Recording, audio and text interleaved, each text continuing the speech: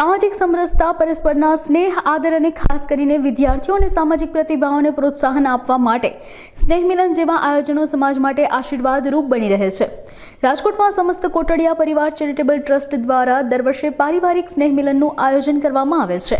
આ વર્ષે પણ તારીખ 5 જાન્યુઆરી રવિવારે સેન્ટ બેરી ગાર્ડન ખાતે યોજાનારા સ્નેહ મિલન, રક્તદાન કેમ્પ, સરસ્વતી સન્માન સમારોહ અને સમાજ શ્રેષ્ઠીઓને બિરદાવવા વિવિધ કાર્યક્રમોનું આયોજન કરાયું છે। આ અંગે વધુ વિગત અબ તક મીડિયાની મુલાકાતે આવેલા કોટડિયા પરિવાર ચેરિટેબલ ટ્રસ્ટના આગેવાનોએ માહિતી પૂરી પાડી હતી।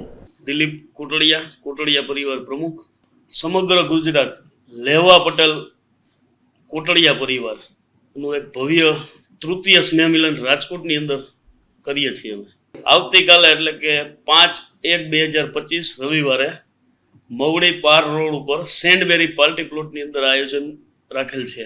વિશિષ્ટતા કાર્યક્રમની કે અમારા 62 વિદ્યાર્થીઓનું તેજસ્વી તારલાવાનું સન્માન છે।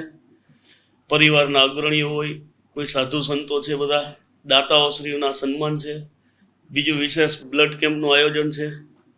આવી અનેક પ્રવૃત્તિઓનો કાર્યક્રમ છે। કાલે સાંસ્કૃતિક કાર્યક્રમો છે, બાળકો દ્વારા સ્પીચું છે, પરિવારને લક્ષી બધી આયોજનની માહિતીનું આયોજન છે।